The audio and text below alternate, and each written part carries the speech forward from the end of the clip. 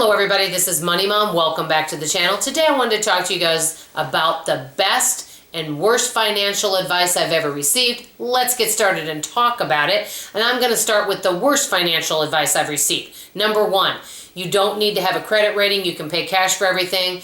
I don't think that that is true. I personally feel like a good credit rating can help you in many ways. Example, buying our home. Also, there's some jobs or employment that they want to know what your credit rating is. So I do feel that having a good credit rating can be helpful.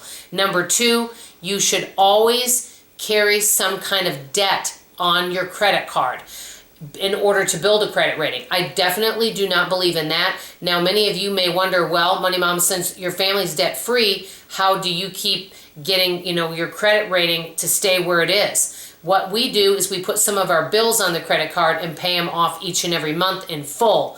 Also, I take advantage of 12 months no interest and pay it off usually in 90 days. Those types of things continually build our credit rating. Number three, you have to go to college in order to get a good job, and you have to take out loans in order to go to college nowadays because it's expensive. I definitely disagree with both of these. However, I think a college degree can be extremely beneficial for certain jobs such as medical field, engineering, teaching. Sometimes you need bachelor's, master's, doctorate, depending what you're doing. I definitely think college degrees can be very useful and helpful, but I don't think college is for everyone. Do I think you have to take out a loan? I do think some people may have to take out a little loan, but I think there's many ways you can avoid it. We've talked about it before: scholarships, grants, doing community college, online college, taking longer to go through college, working while you're through college. There's also some colleges that are free with a work program. I think there's a lot of options out there. So like always, we have to do our research. Next, pay off debt instead of savings. I definitely disagree with that. In 2016, 2017, we were in the process of paying off our home and our vehicle. And over the few years that we were working on this, I put everything towards our debt.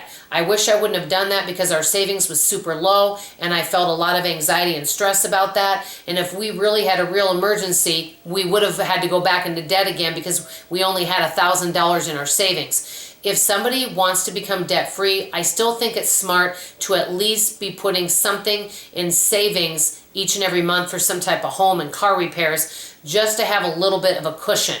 So I think that paying off debt and saving at the same time can be very, very helpful. Number five, this one I definitely disagree with, and I've heard this one.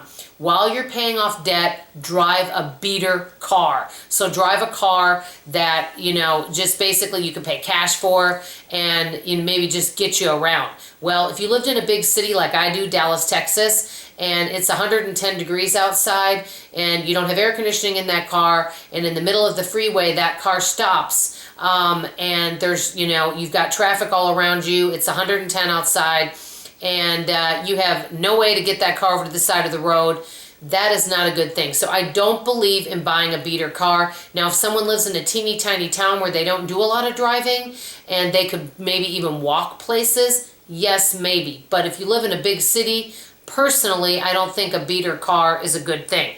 Number six, and I've been told this a long time ago, if you can't afford it, don't worry about it. Just charge it, pay it out over time. I don't like that because you end up paying a lot of interest. Or rent to own. It costs way too much to do that. I've actually looked into that. Last but not least, number seven, a home is an investment. Now, I know there's been talk about this. Yes, owning a home can be fabulous, but it is not an investment because of the taxes, all the home repairs, things that you need to fix, especially on a home, that is older, like ours, for example. Also, not just taxes, home insurance, and all the repairs and everything that go into maintaining a home. It is not an investment. And really, it's worth it if you live in your home 5 or more years, and it is worth it if you know how to work on your home.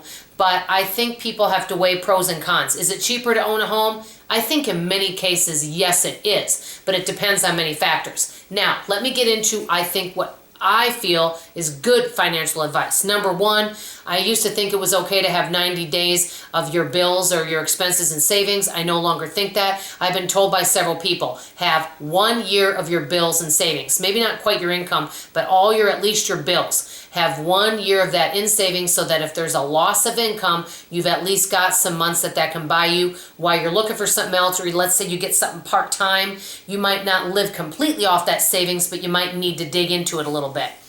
Number two, I've spoken about this on almost every single week, have more than one source of income. I've been told that by several of you as well. I have 4 sources, as you know. Number three, and I used to think it's too late to invest or save, or if you don't have a low income, you don't have enough money to save or invest. That is wrong. You can start from anywhere.